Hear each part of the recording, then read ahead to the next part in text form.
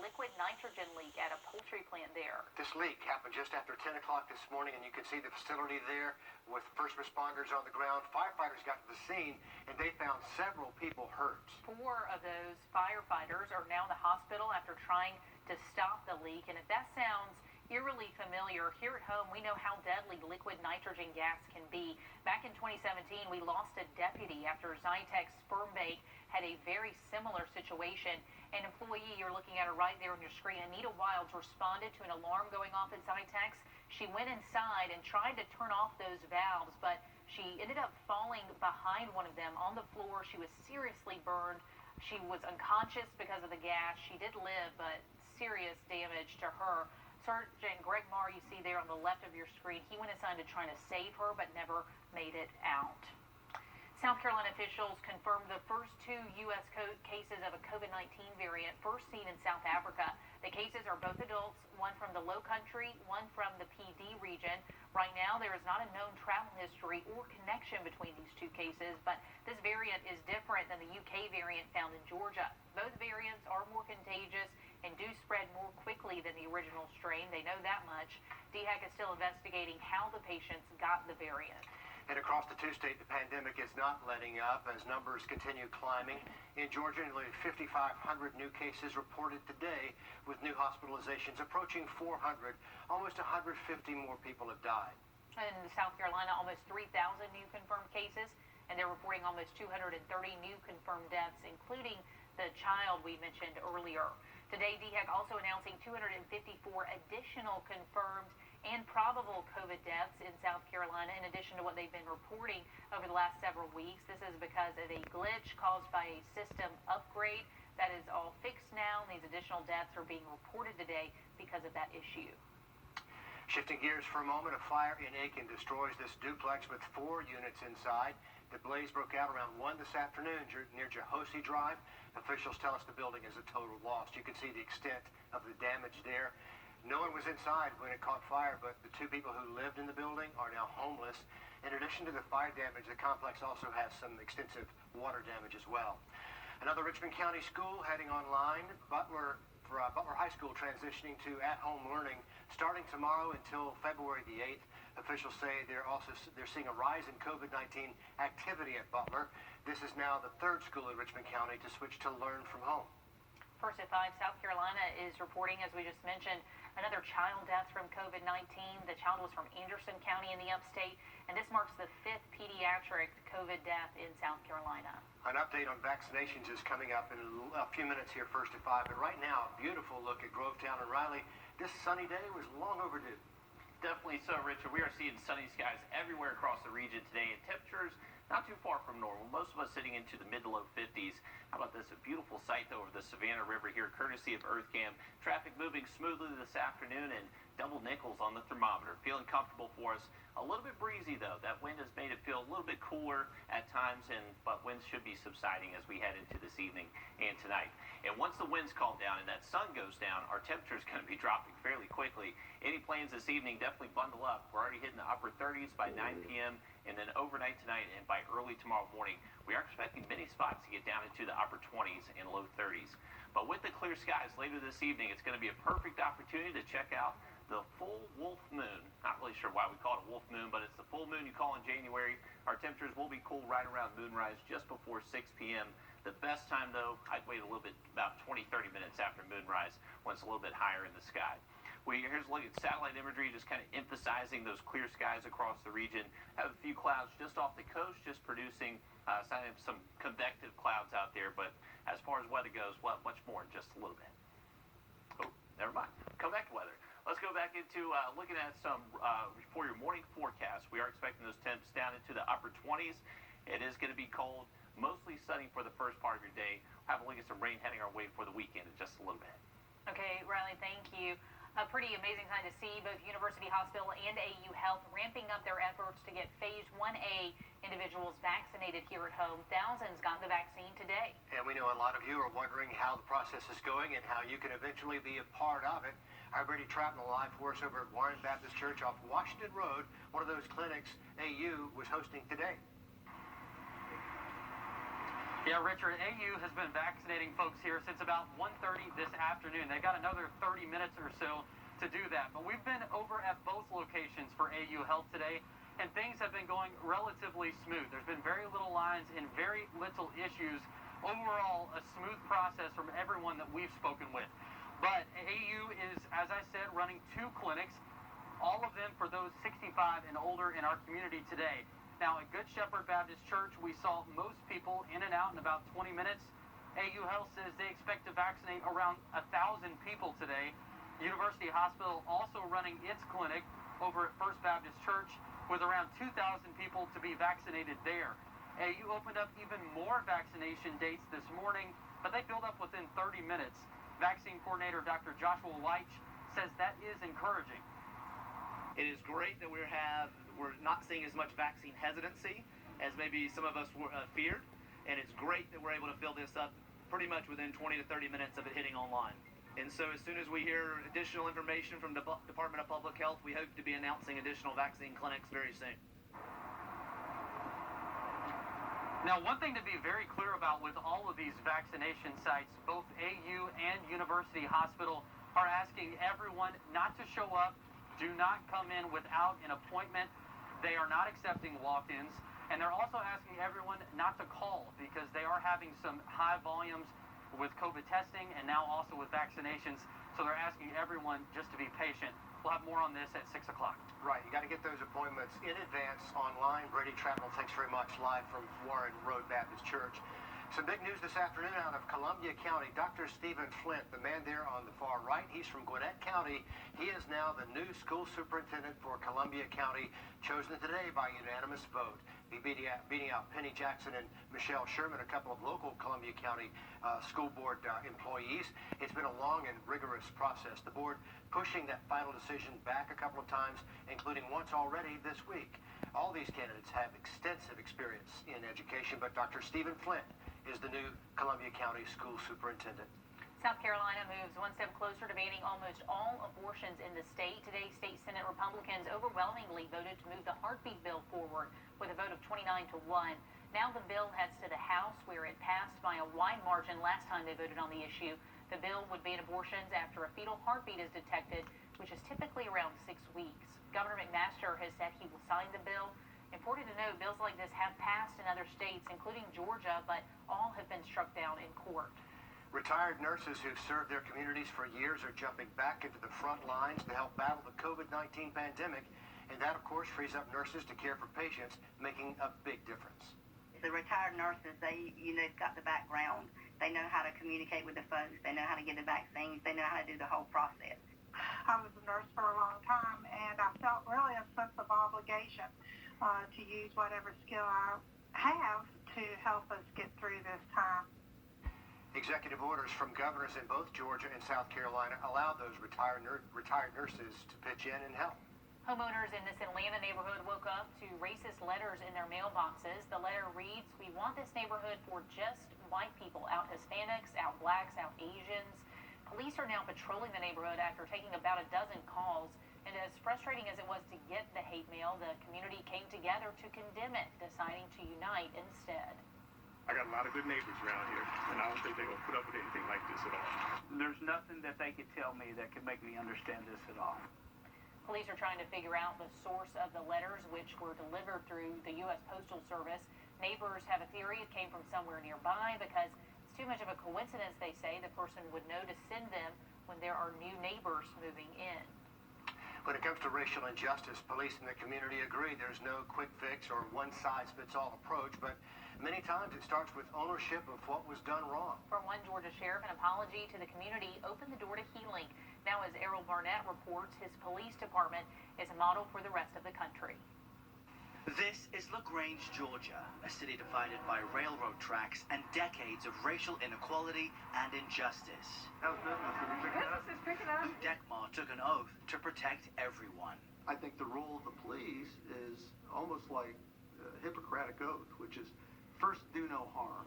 4 years ago, the police chief publicly apologized for the 1940 lynching of a black teenager. An acknowledgement and apology is necessary. He says atoning for the past includes working for a better future. much of crime is impacted by social issues. We're hard on crime, we're soft on people. Y'all are a resource for the community. So he's been partnering with organizations like the Homeless and Substance Abuse Center, run by Yvonne Lopez. I have never hugged so many policemen in my whole no, I've never hugged policemen. You know. LaGrange now stands as a model for community policing across the nation. The key, says Dekmar, is trust. He helped change the life of 43-year-old David Mixon, a prisoner on work release, when they met. I immediately told him that I was young and I made a mistake. He just told me that he would help me find a job when I got out. After 20 years behind bars for armed robbery, Mixon is now working as an animal service officer. Oh, I'm grateful. Every time I see him, I thank him. Proof, as Martin Luther King Jr. once said, it's always the right time to do right. They are turning things around and building trust in LaGrange, Georgia. Right down the road in LaGrange, doing big things. I love that story. Kids are the voice of the future, and this 8-year-old is making her voice heard, how she is working to stop the COVID-19 pandemic. And for the rest of the week, we are expecting sunshine at least through Saturday, but rain heading our way later this weekend. More on that forecast coming up.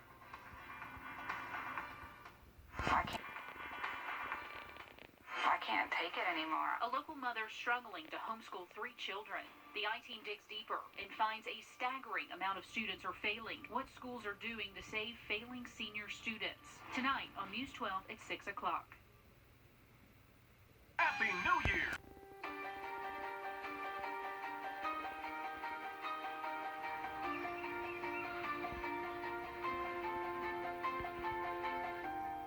First Community Bank, the bank behind your business. One for me and one for me. Introducing buy one, get one for just $1 at Burger King. Grab a flame-grilled Whopper or Impossible Whopper and mix or match it with your favorites for an extra $1. Go ahead. You deserve it. Buy one, get one for $1. Your way, way better. Happy New Year! It's time to start fresh at Milton Rubin. Lease a Grand Cherokee Laredo 4x2 for $259 a month. The Start Something New sales event at Milton Rubin Chrysler Dodge Jeep Ram. WildBaby.com. Click, click. Golden Harvest back at it, helping the community, handing out hundreds of boxes of food today. Volunteers at Grovetown's Macedonia Church gave out meat and fruit, fresh vegetables, and plenty of non-perishables this afternoon. Volunteers unpacked the trucks and made sure everybody got what they needed. Golden Harvest continues to be a staple in the community during a time when a lot of families are being hit hard by food insecurity. We're just blessing the community today. We have 400 boxes of food to share with the community, so we're basically saying come out if you need the help. We're going to give out the food until it's gone. There's a lot of products here: meat, vegetables, bread, eggs, and dairy products. A big blessing for a lot of families. Golden Harvest next mobile market is coming up next Thursday from 10 in the morning until 1 in the afternoon. That's at the Concerned Women's Center in Grovetown. Taking a look outside over Aiken this afternoon. A gorgeous afternoon, Riley. Definitely so. High pressure is building in across the region. That's going to keep our weather fairly quiet at least through Friday and most of your Saturday, for rain anticipated again by Sunday. So take advantage of the clear skies out there. A beautiful afternoon here, courtesy of EarthCam, looking at the Savannah River. 55 degrees here at Augusta. It's been a little bit breezy at times. We still have sustained winds from here to Aiken, between 10 to 15 miles an hour. Look across the two-state. Myrtle Beach had sustained winds around 26 miles an hour just about an hour ago. But winds are expected to gradually calm as we head through this evening, and especially tonight. Mid-40s in Atlanta through Greenville down that I-85 corridor. They have really stayed quite chilly out there today. We've been a little bit warmer for us here in Augusta. Savannah reaching the mid-50s this afternoon. Most of us are staying in the 50s currently, but now starting to see a few spots get into the 40s. 49 in Edgefield, same thing in Sparta. Everybody is expected to be down into the 30s already by around 9 p.m. later this evening. And then by late tonight and early Friday morning, take a look at low temperatures down into the upper 20s for many of us.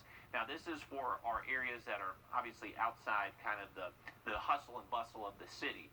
So if you do live inside Bobby Jones, your low temperatures are most likely going to stay most likely in the low 30s. All the sunshine we've seen today really helping heat up all that concrete and asphalt, keeping those low temperatures inside the city just a little bit warmer tonight. For tomorrow morning, if you're outside the city, upper 20s, it is going to be a frigid start for us. By 10 a.m., we're still in the upper 30s as far as temperatures go, so the first half of the day definitely going to need that winter coat. Later into the afternoon, though, tomorrow, we're expecting high temperatures to be similar to what they're feeling out there today. Just calmer winds for your Friday, but temperatures very similar into the mid to low 50s. You have the green light to wash the car tomorrow, and we are expecting dry weather through at least Saturday, but if you wait until Saturday, it is going to rain on Sunday, so Friday looks like the better of the 2 days for that. On Sunday, rain chance is looking pretty high for us. Definitely if you're trying to pick one of the 2 weekend days to get outside, Saturday's definitely the better one of those 2. Partly cloudy skies Saturday, just seeing kind of more clouds build in throughout the day, and that's going to be a sign of that system moving in by Sunday. Fairly widespread rain chances Sunday. We're going to have much more of that Sunday forecast towards the end of the show, but we are expecting to clear out by early next week, just staying pretty breezy Monday and Tuesday. Too bad there, Riley. Thanks. You know, it's one thing to have an issue with something, but a whole different story when you decide to do something about it. One 8-year-old girl is fed up with staying inside, not seeing her friends, and not being able to be in school. So she created a plan to stop COVID-19. She sent it to her mayor. DeJuan Hoggard gives us the details. Durham third grader Layla Boney has a bright mind, a big heart, bubbly, and a little bashful when our camera showed up today when asked about her first lesson in civic engagement. And like any kid her age right now, she wants outside to open back up. I wanted to start a march since the COVID-19 has spoiled all the fun. So she decided to do something about it by writing a letter to her mayor, Steve Schewel. I think we should be in groups of 5 people, and we will have Lysol to spray in the air. This was completely her brainchild. So she came to us and was like, basically, I'm tired of COVID. I don't get to see my friends. I want to go to school. I appreciate my teacher, but I don't like being on Zoom. She came to open it and she read it. To their surprise, the family receiving a response from the mayor earlier this week. Don't worry, you will soon have fun with your friends again. And I was like, go ahead, mate, little politician. Mayor Schewel calling the letter excellent, promising she would get to play outside with her friends again and to continue wearing a mask until the vaccine keeps us safe. I think her writing this letter and actually getting a response from the mayor, I think what it does is it shows her that she has a voice and that if she sees a problem, she can come up with the solution and, suggest her solution and, someone will listen to her. We know that there is a history of suppressing voices, and so I want to make sure that we foster the type of environment at home that they know that, your voice matters here first. And you can take that skill that you learn at home when you go outside and flourish outside of these 4 walls here. So look at Layla getting things done. Yeah, and kudos to that mayor for responding. A handwritten letter. There's just a lot of good in that story. She will never forget that, and will probably write many, many more letters in her lifetime. Okay, the pandemic has forced us all to make some adjustments, but for kids with autism, losing that structure can be devastating. We're going to tell you how one school is helping these kids thrive. Take a look in your crawl space to see if you have any standing water. Adjusting to life on the fly because of COVID can be challenging for some more than others. For kids living with autism, they thrive on having a schedule and a structure in their life. Your insurance company. Adjusting to life on the fly because of COVID can be challenging for some more than others. For kids living with autism, they thrive on having a schedule and a structure in their life. So to help keep things as normal as possible, this Florida Special Needs Academy is putting in extra hours. Natalie Williams shows us how. The pandemic has been difficult for nearly everyone, especially those with autism.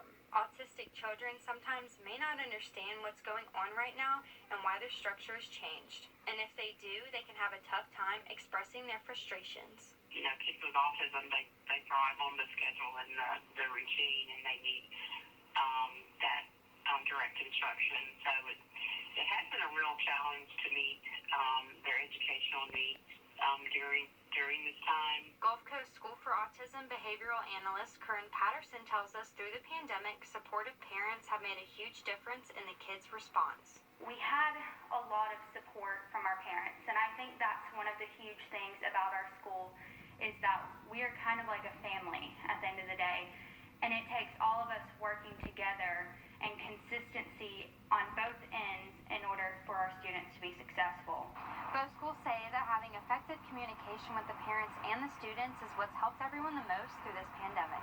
We really do feel like if we are communicating, then we can make it through anything. I mean, if we work as a team, then we can handle whatever comes our way. We're actually really diligent about constant communication with the parents. We have an online program that we daily update them throughout the day how their kids are doing. While both schools say it's been a very challenging time, they are amazed at how the students have been responding to the pandemic. So over time, I think we've learned a lot about how to deal with all the changes. Yeah, absolutely. Always learning as we move forward. But don't you know those kids' lives have been upended with all of this? Absolutely. Yeah.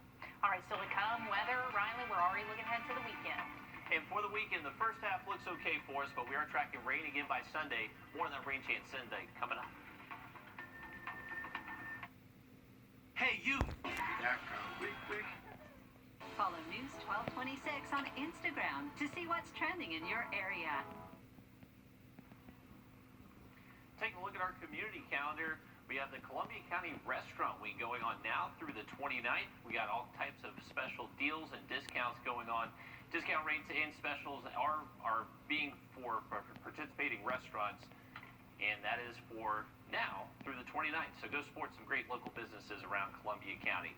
As we roll into the weekend, Sunday, we are expecting those rain chances to going up. Here's a look at our first projections from our long-range models of how much rain we're anticipating to move through Sunday. Looks like most of us were around a quarter to maybe up to a half inch, but as far as seeing flooding rains or anything like that, that is not anticipated with this system later this weekend. Saturday does look dry for us as we head into Sunday. This is going to be the system that just brings widespread rainfall across the area, keeping those rain chances high during the day. So if you have plans this weekend, I definitely try to get them in on Saturday rather than Sunday. We do look dry by Monday, but behind that range from Sunday, we are expecting some fairly breezy conditions Monday and Tuesday. Those temperatures do look a little bit warmer by later next week. Are you back and forth across the state line? We have updates on the I-20 construction and what you need to know for your daily commute. We're down to one lane right now. First at 5 continues in 3 minutes. Your weather can change